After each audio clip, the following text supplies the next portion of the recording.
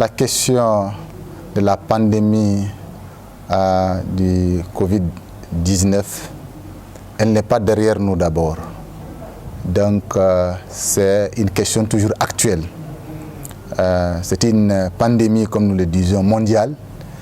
Et il est bon qu'effectivement les précautions qui ont prévalu depuis le début de la pandémie continuent parce que la pandémie persiste.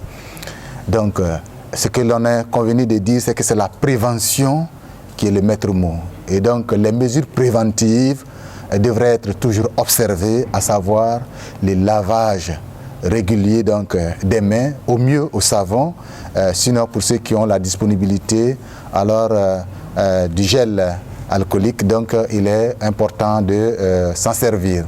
Et de ne pas oublier que lorsque on tousse en public, de faire tout, de ne pas être en face, c'est-à-dire de ne pas indisposer l'autre en face de soi, au mieux justement de pouvoir tousser dans le coude ou en trouver la bonne manière de ne pas tousser en face de l'autre.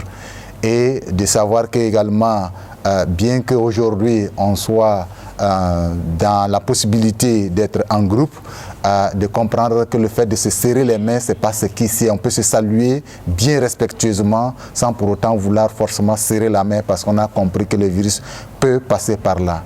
Et de comprendre qu'également, quand on est en public, n'est pas obligé de porter son cache-nez, sa bavette, qui sont des mesures recommandées par les spécialistes en la matière.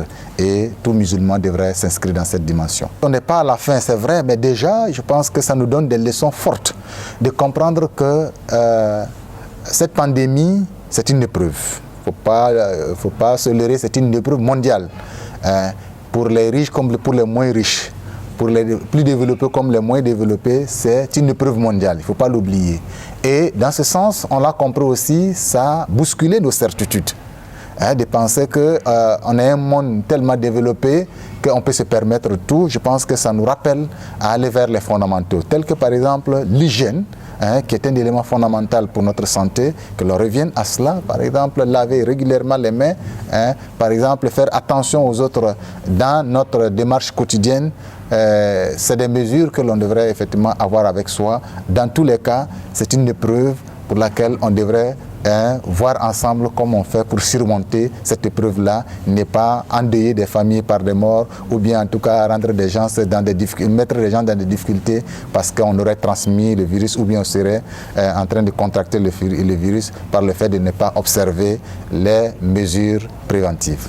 Cette pandémie n'est pas encore derrière nous. Il ne faut pas qu'il y ait un relâchement qui nous fait perdre tout ce que l'on a, à la limite, fait comme sacrifice jusque-là pour permettre que ça ne soit pas très étendu dans notre pays. Et donc de pouvoir se donner encore du courage à observer ces mesures-là et de comprendre que ce n'est pas de la contrainte qu'on nous impose, mais c'est de la prévention pour notre vie, pour notre santé, préserver la santé.